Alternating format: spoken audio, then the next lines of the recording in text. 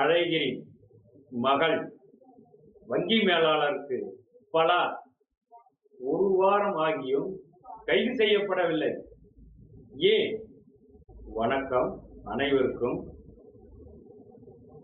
State bank of India Adyar பிராஞ்சில் வங்கி மேலாளரை முன்னாள் மத்திய மந்திரி மு.க. அழகிரி அவர்களின் மகள் கயல்விழி உட்டார் ஒரு அறை ரூம்லயே உள்ள உட்கார வச்சு அந்த வீடியோ கூட நீங்க பார்த்துருக்கீங்க.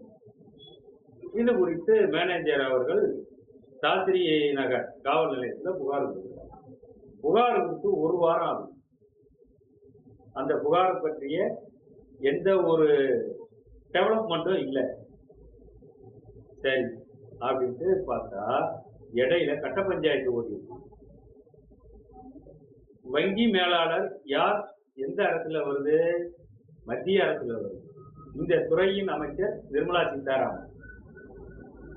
ஏன் டெல்லியில உட்காந்துட்டு யார் யார் வங்கி மேனேஜர் அடிச்சது, உடனே பிடிச்சி உள்ள போடு அப்படின்னு சொல்றதுக்கு மத்திய உள்துறை அமைச்சருக்கும் தெம்பு இல்ல, நிர்மலா சீதாராமனுக்கும் தெம்பு இல்ல அப்படின்னு சொல்ல முடியாது.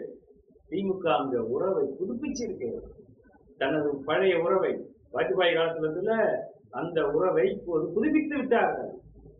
அதனால அவங்க அப்படியே ஸ்லோவா போறாங்க. நடவடிக்கை எடுக்க வேண்டியது யாரு? காவல்துறை. இது யார் கட்டுப்பாட்டுல இருக்கு? முதல்வர் ஜோசப் விஜய் கட்டுப்பாட்டுல இருக்கு.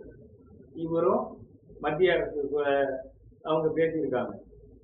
இவரும் அதை அப்படியே லூஸ்ல விட்டார். இப்ப நேற்று கைல்விழியை கூட்டிட்டு விசாரணை பண்ணி காவல் நிலைய ஜாமீன்ல வெளியே விட்டுருக்காங்க. ஓகே, இதை வரவேற்கிறோம். ரைட் உண்டு. இதெல்லாம் அரசியல்ல சகஜம்பா, கவுண்டமணி அண்ணன் சொன்னது மாதிரி. ஆனா இதே ஒரு சாதாரண மனிதனுக்கு நடந்திருந்தால் என்ன பண்ணிருக்கீங்க? இதுக்கு பதில் சொல்லுங்க மக்களே. ஒரு அப்பாவி மக்கள் இந்த மாதிரி நடந்திருந்தா அவங்க நிலைமையை கொஞ்சம் யோசிப்பாரு. இந்த தாவேகாவும் மத்தியில் உள்ள பாஜகவும் திமுகவும் ஒன்னோட ஒண்ணு உறவு கொண்டது. இதை நீங்களும் நம்புறீங்க. இந்த ஒரு விஷயத்திலே தெரிஞ்சு போச்சு. இதோட இல்லாம இந்த மீடியாக்கள் இத கண்டுக்கவே இல்லை, கேள்வியே கேட்கல, விவாதம் நடத்தல. ஏன் விவாதம் நடத்தல? எதுக்கோ விவாதம் நடத்துறீங்க நாய்களா? இது ஏண்டா நடத்தல?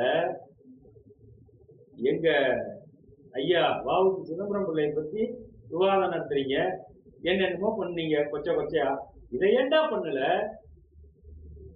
இதுதான் நாங்க வைக்கிற கேள்வி. அப்பாவி மக்களை அநியாயமா கொள்ளும் நீங்க ஏன் இதை எடுக்கல? சரி, அவங்கள மீடியா அவங்க எலும்பு துண்டுக்கு ஆசைப்பட்டவங்க, அவனுங்களை விடு.